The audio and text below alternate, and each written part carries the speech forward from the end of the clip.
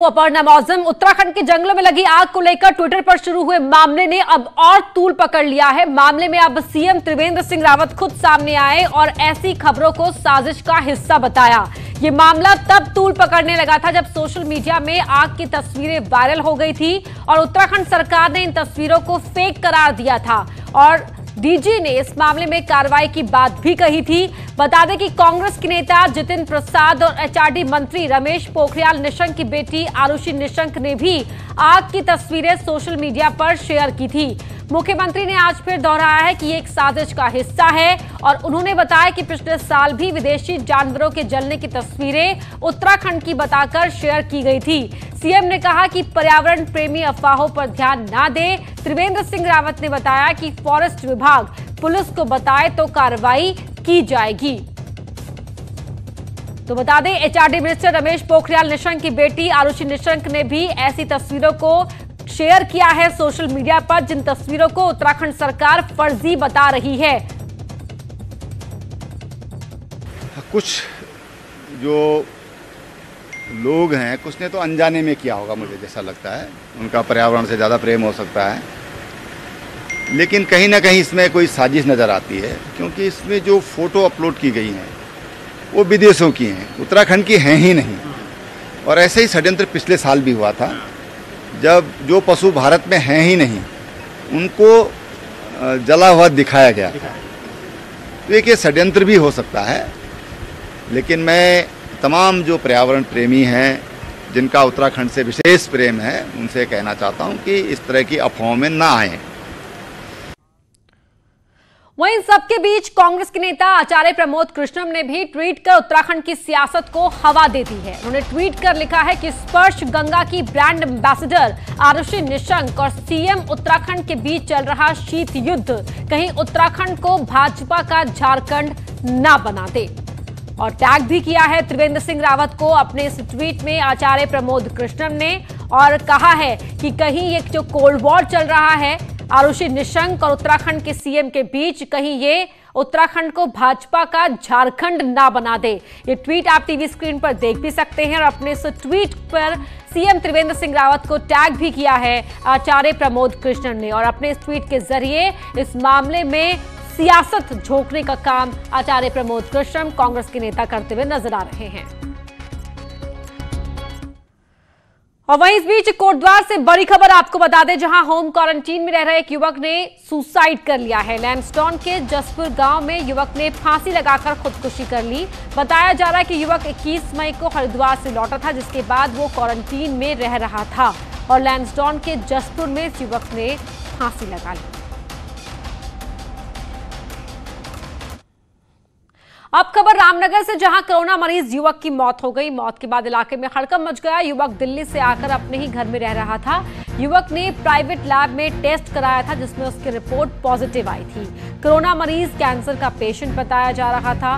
वहीं कोरोना मरीज का सरकारी अस्पताल में कोई रिकॉर्ड मौजूद नहीं है।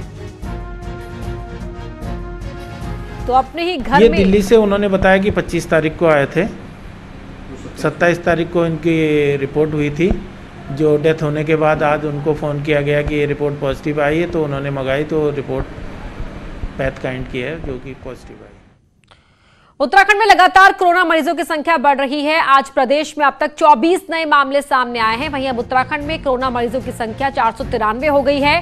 प्रदेश में 407 एक्टिव केस हैं, तो वहीं 79 मरीज अब तक ठीक हो चुके हैं।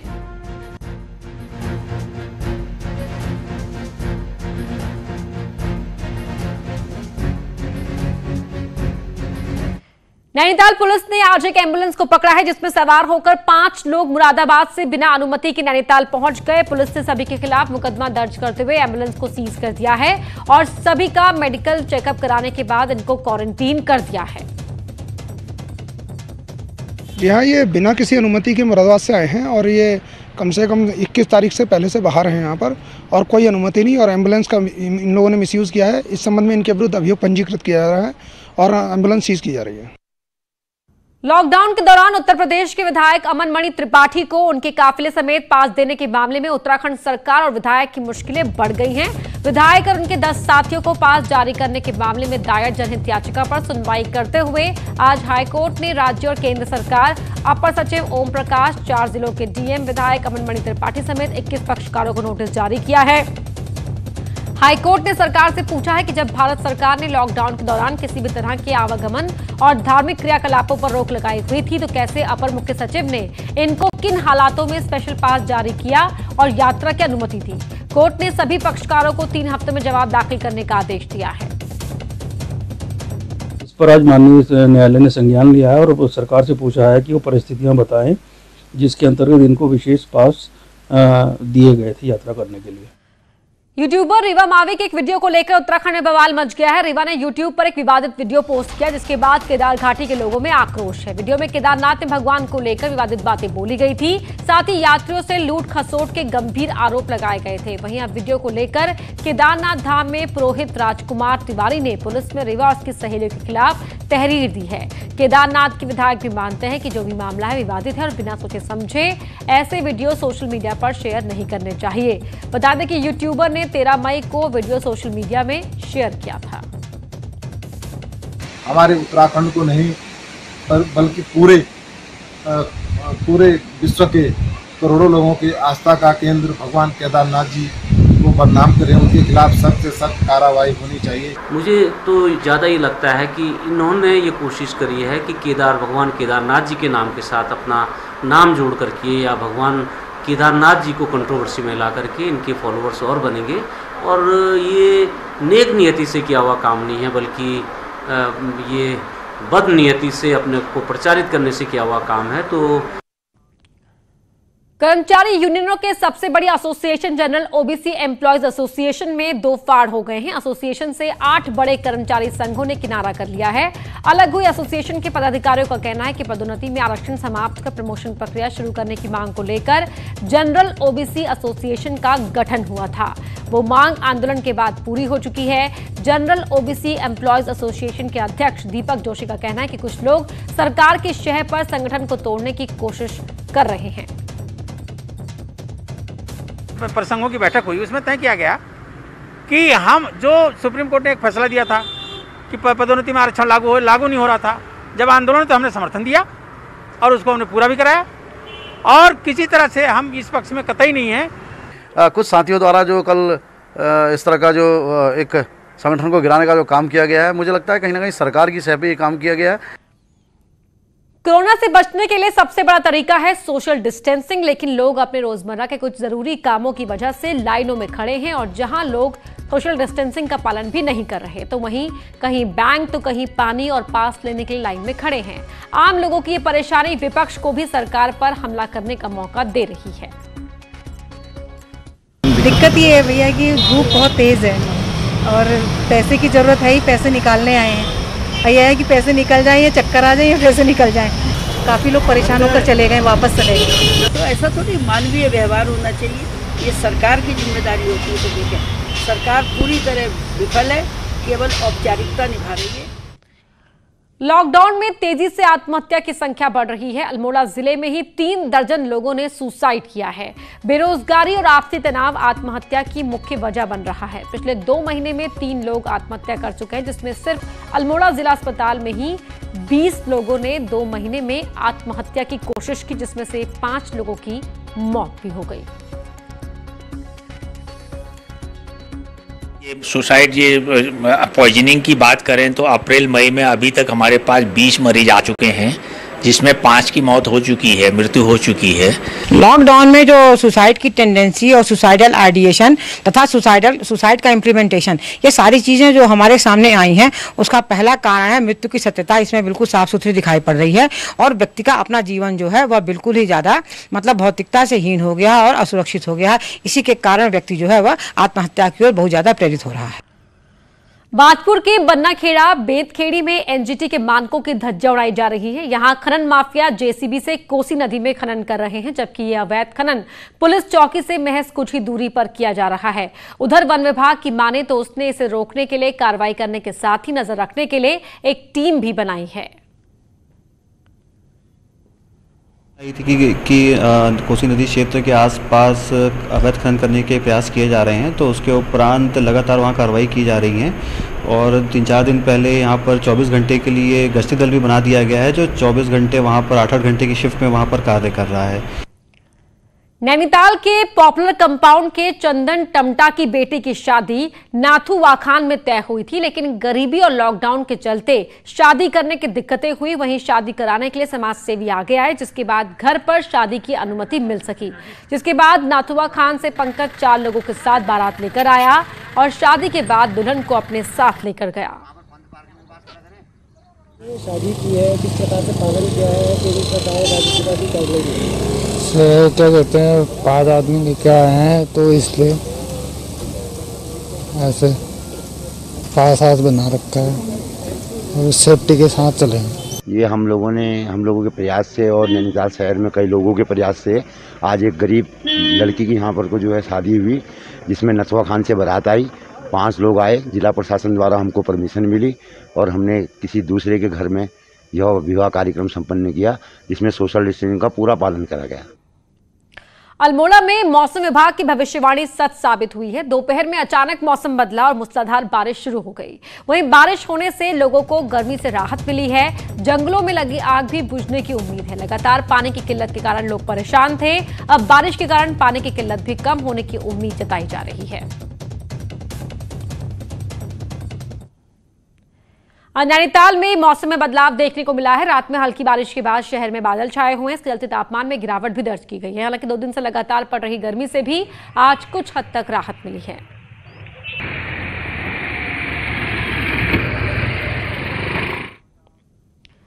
उत्तराखंड में अवैध तरीके से कई पेट शॉप चल रही हैं, जिसके खिलाफ विभाग ने कार्रवाई की तैयारी शुरू कर दी है। विभाग ने बताया कि उत्तराखंड में सिर्फ 18 पेट शॉप और 6 डॉग ब्रीडर रजिस्टर्ड हैं, लेकिन सिर्फ देहरादून में ही 100 से ज्यादा पेट शॉप चल रही हैं जो अवैध है।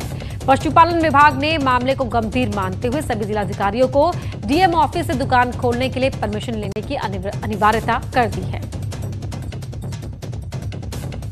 ब्रीडिंग का इशू है और पेट शॉप्स जो उन पप्स को ले लेती हैं जिनके पास रजिस्ट्रेशन नहीं होता और सेल करती हैं, ये एक बहुत ही सेंसिटिव इशू है जिस पे गवर्नमेंट को स्ट्रिक्ट और इमीडिएट एक्शन लेना चाहिए। बहुत इग्नोर हो गया है। जो सचिव महोदय के शासन स्तर पर जो है टीम का गठन किया गया है कि ऐसे पेट शॉप में जो है इनका इंस्पेक्शन किया जाए, जिसमें हमारे सीबीओ लेवल से और प्रशासन से और जो साथ में पुलिस का सहयोग लेके भी इनका वेरिफिकेशन किया जाए। और जो पेट शॉप चल रही हैं पहले तो उनका रजिस्ट्रेशन अनिवार्य है। इलीगल पेट शॉप्स और इलीगल तरीके से पेट्स की ब्रीडिंग कराने वाले लोगों की मुश्किलें बढ़ने वाली हैं। पशुपालन विभाग इस पूरे मामले पर सतर्क हो गया है और सभी डीएम को ये ऑर्डर्स दे दिए गए हैं कि उनके जिले में खुलने वाली पेट शॉप्स का रजिस्ट्रेशन होना जरूरी है। कैमरा पर्सन भरत शर्मा के साथ भारती सकलानी, न्यूज 18 देहरादून। उत्तराखंड में जो महिला प्रवासी अपना बिजनेस शुरू करना चाहते हैं, महिला बाल विकास विभाग की तरफ से ऐसे लोगों को बिजनेस शुरू करने के लिए प्रस्ताव मांगे गए हैं। अगर किसी भी महिला के पास अपना बिजनेस शुरू करने के लिए कोई प्लान है तो महिला सशक्तिकरण एवं बाल विकास विभाग संपर्क किया जा सकता है। उत्तराखंड में पलायन एक विषय रहा है। आज प्रवासी आ गए तो हम चाहते हैं कि यहीं पर रुके रहें और प्रदेश की आर्थिकी में वो अपना योगदान प्रदान करें। तो पशुपालन हो, कृषि सेक्टर हो, लघु उद्योग हो अथवा महिलाओं के संदर्भ में हो, तो सभी को रोजगार देने का प्रयास लगातार सरकार कर रही है। प्रवासियों की मदद को लेकर आज कांग्रेस ने देश भर में स्पीक अप इंडिया अभियान चलाया और सोशल मीडिया के जरिए कांग्रेस के नेताओं और कार्यकर्ताओं ने सोशल मीडिया के जरिए संदेश दिया। कांग्रेस के नेताओं ने केंद्र सरकार से मांग की है कि प्रवासी और मजदूरों के अकाउंट में तुरंत 10,000 रुपए डाले, 6 महीने तक हर महीने 7,500 रुपए दे और मुफ्त राशन दिया जाए। प्रदेश कांग्रेस अध्यक्ष प्रीतम सिंह ने कहा कि इस अभियान से केंद्र सरकार की कुंभकर्णी नींद टूटेगी। वहीं बीजेपी ने कहा कि कांग्रेस पार्टी कम और मनोरंजन क्लब ज्यादा लगती है। तो एक कांग्रेस के स्पीक अप इंडिया प्रोग्राम से जुड़ी ही अगली खबर भी है, जहां प्रोग्राम सोशल मीडिया पर नहीं चढ़ रहा है परवान, शेयर लाइक का टोटा भी दिख रहा है। पिछले 2 घंटे में व्यूअर्स ने कोई दिलचस्पी इस अभियान की तरफ नहीं दिखाई है। स्टेट कांग्रेस के ऑफिशियल पेज पर व्यूअर्स नहीं आ रहे हैं। राहुल गांधी की वीडियो मैसेज की बात की जाए तो अब तक 2 घंटे में सिर्फ 15 लाइक मिले हैं। प्रदेश अध्यक्ष के लाइव मैसेज को महज 9 शेयर मिले हैं, 100 लाइक मिले हैं। बीजेपी आईटी विंग कांग्रेस के पेज पर नजर गड़ाए हुए है, तो ऑफिशियल पेज पर व्यूवर्स नहीं आ रहे हैं। राहुल गांधी की वीडियो मैसेज को ही 2 घंटे में सिर्फ 15 लाइक मिले हैं, जबकि अगर स्टेट प्रेसिडेंट की बात की जाए तो उनके भी वीडियो मैसेज को सिर्फ 9 शेयर मिले हैं और 100 लाइक मिले हैं। तो कांग्रेस का यह अभियान सोशल मीडिया पर परवान चढ़ता हुआ नजर नहीं आ रहा है, क्योंकि इस अभियान को शेयर और लाइक का भी टोटा दिखाई दे रहा है।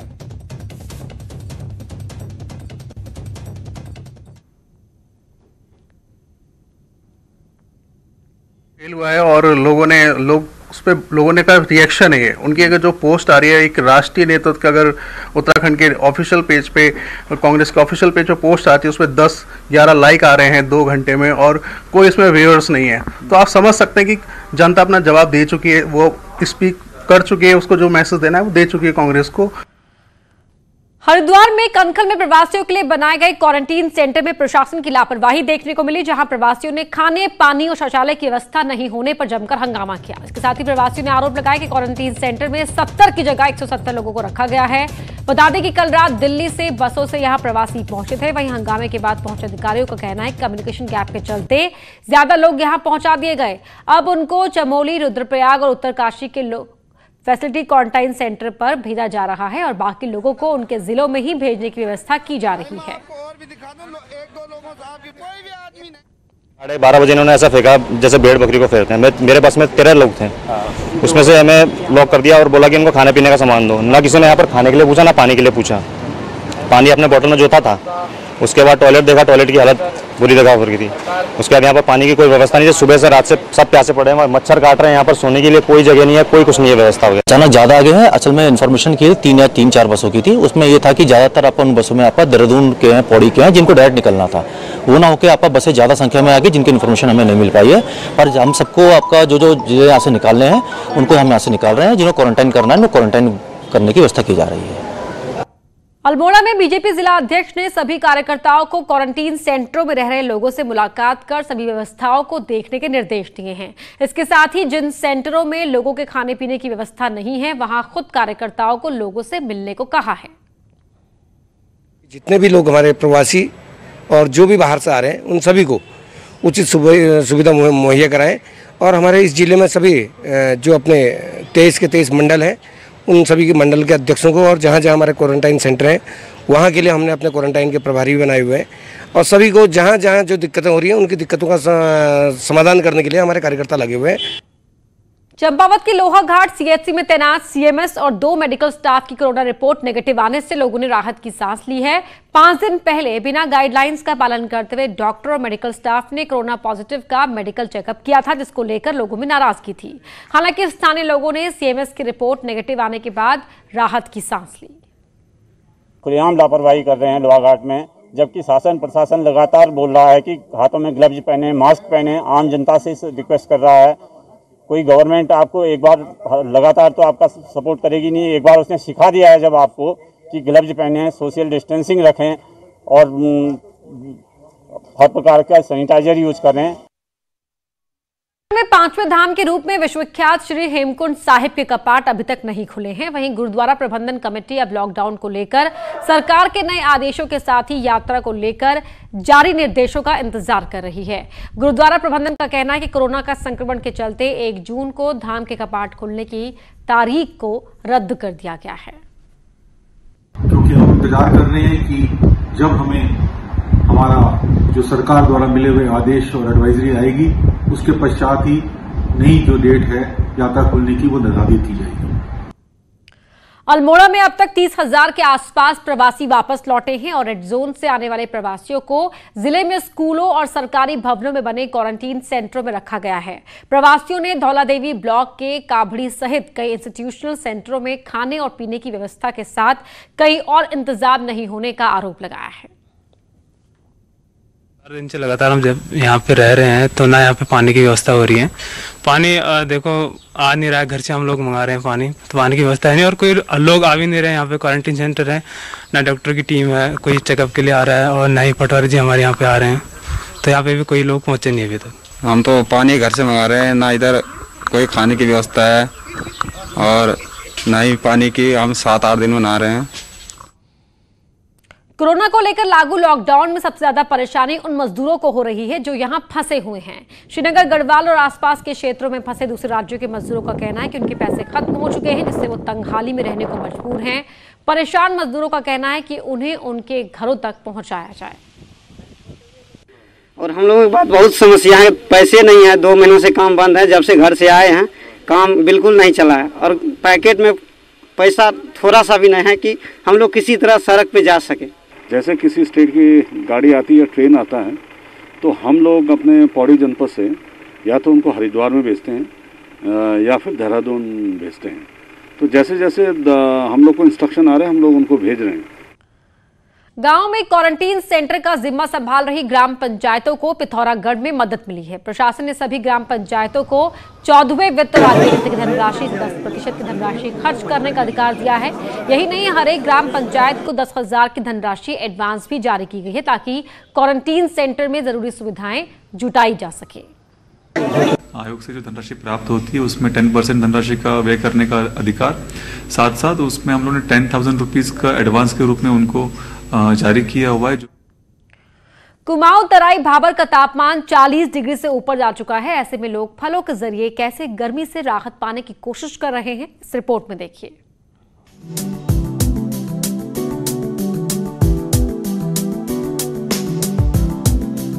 कुमाऊं के तराई भाबर के बाजारों में सजे ये रंग बिरंगे फल भीषण गर्मी के बीच लोगों को राहत दे रहे हैं।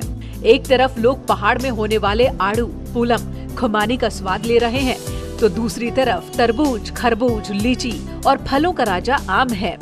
ग्राहक इन फलों के सहारे किसी तरह गर्मी और कोरोना को मात देने की कोशिश में है।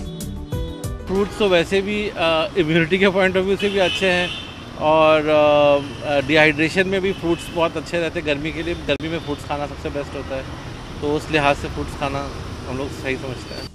डॉक्टर भी इन रसीले और विटामिन से भरे फलों को कोरोना के खिलाफ लोहा मानते हैं।